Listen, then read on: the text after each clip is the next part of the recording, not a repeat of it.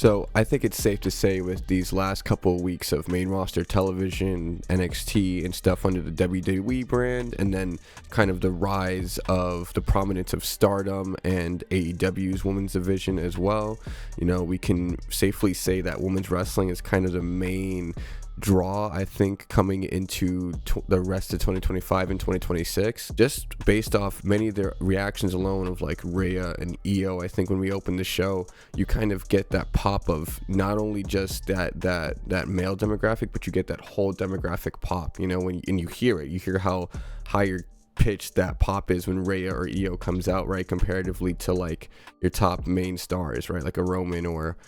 so it does feel like there's been a shift kind of right now in the totem pole in terms of the stories that are kind of running the division as well, especially on Raw and SmackDown. This past SmackDown, you had that banger triple threat between Jade, Nia, and Tiffany, which Tiffany came out on top on. We had like a couple of things from that with the Nia botch kinda and the whole Jade thing, which I think actually just made everything kind of more compelling. I think it gives Jade and Nia something to kind of chew on while Tiffany's kind of battling Stephanie, and SmackDown can kind of have Nia and Jade kind of go back and forth between each other, because now we kind of have a built-in feud that can happen with the injury, and Nia is always kind of really good at taking that real life heat that she might be getting online and spinning it into her character, which I think is kind of why Nia Jax is one of the best like heels right now we have. It's just another thing as well is that I think the women have a lot of pure heels that are going to get booed. You have people like Seth Rollins and stuff like that are part of the men's that don't really necessarily get booed all that much. Even his Vision faction, like if they do cool stuff, they eventually get cheered. Braun gets the barks. I feel like there's actually a lot of legit heels now in the WWE women's division. I know Naomi just left and she was kind of like favorable, but Asuka and Kairi are getting straight boos. People do love Asuka and Kairi, but the heel work they're doing right now is overshadowing that, and I think people are really digging that and digging the whole kind of Io, Rhea, Asuka love triangle that's kind of happening right now. And I think it also gives us that OG Asuka presence that she did have, where she didn't take crap from anybody. I mean, like the match between Rhea and Asuka, the last Raw before this one was excellent, and it was a great main event spot that culminated in that Asuka betrayal of Io, which was done extremely well, and their timing was great. It does seem like they're going full throttle kind of on some major women's division stories. I do hope that the US title sees a similar kind of focus as well with Julia. I think she's another great asset who's a great wrestler in the ring. Obviously, I think they gave her a mouthpiece with the NXT superstar they have with her, which is really good. But I do hope that there's more of a focus on there, just like how they've been starting to focus a bit more on that WWE title picture as well over there. So it does just kind of seem like the amount of prospects and huge stars that can be coming out of the women's division is so much more plentiful than the men's. The men's had, you see like a Grayson Waller and a Theory, for example, that they are talented and fill roles pretty well, but similarly, like Roxanne, right, is like confident on the mic, is doing multiple segments and has a lot more relevance and better timing, I could say, than the two mentioned men, and she's literally younger than me. Tiffany, right, is almost coming into a year as champion, and she's 26, 25. I think the upsides on these women is kind of ridiculous, where it's like a lot of the men might have like another 5 to 10 years, where these women have another 20, to kind of run everything and establish themselves as that top generation. Kind of just like how you had the 4 horsewomen that kind of came in and really upped the standards of everything. I feel like a lot of the current NXT women, a lot of the women coming in from the indies, from the various Josie promotions that are making up all of WWE right now,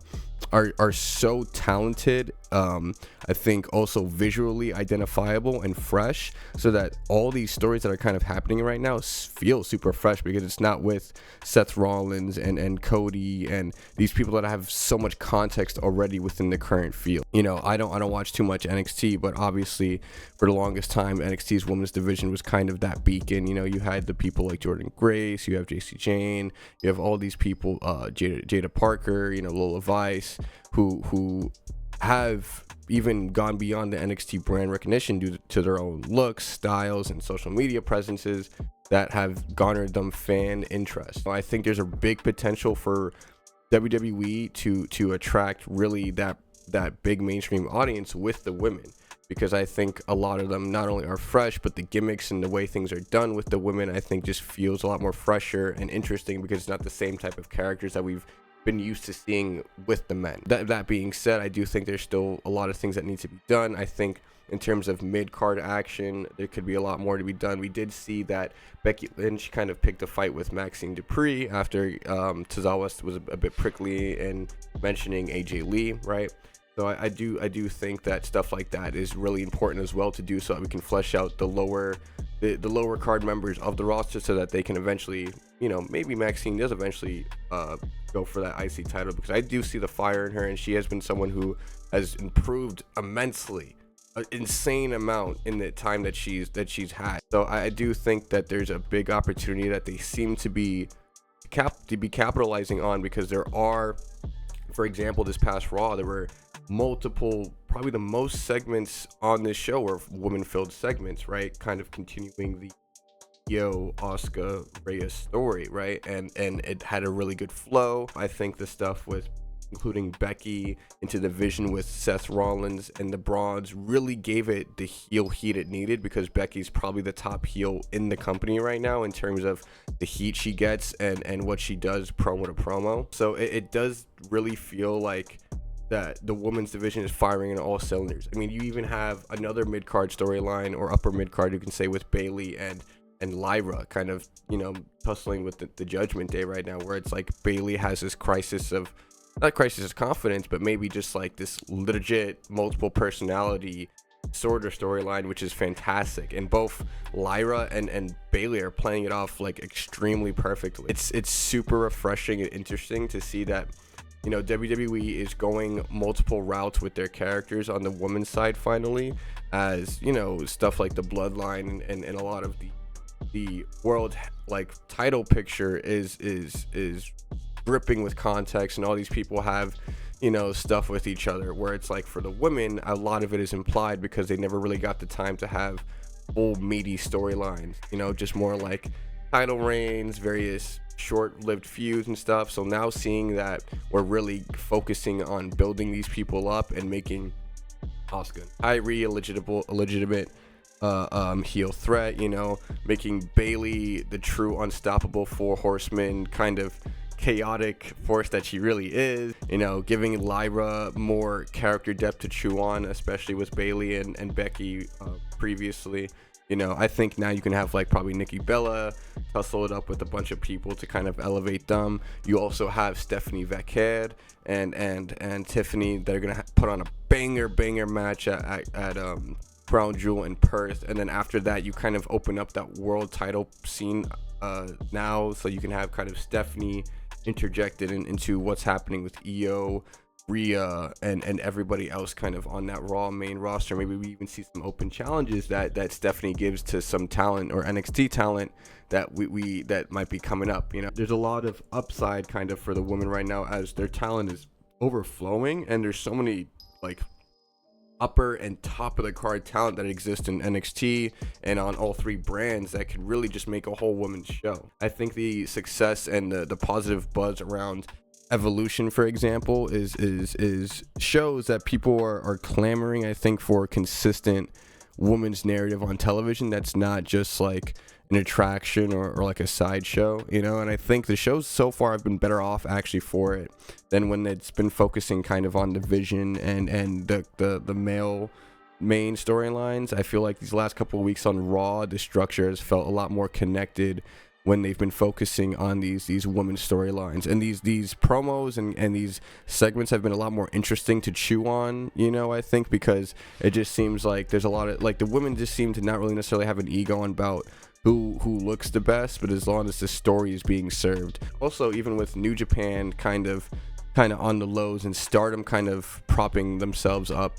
and now kind of with Io going over there to have a huge rematch with Mayu Iwatani that hasn't happened since I want to say 2017, like right before Io left back then as Shirai to come to NXT. So I think it's pretty obvious that WWE sees the value too in Stardom, and I mean a lot of their talent, you know, over the years has definitely come from the promotion, and a lot of significant talent that's done a lot in WWE has come from that scene. So I think it's only natural for them to kind of let these girls kind of, you know, give the flowers to the places that kind of built them up. And I think also it kind of puts Stardom more on the map for the US mainstream audience, since they're now getting storylines kind of similar to how Joshi storylines kind of play out with their kind of gang mentalities and stuff like that. Let me know what you guys kind of think about the whole women's division, and what you guys kind of think about how it stacks up to the men's, and kind of just where they stand right now. I think it's probably the best it's ever been, and I think it's going to take over and be the most prominent product in wrestling actually come the end of 2025 and 2026.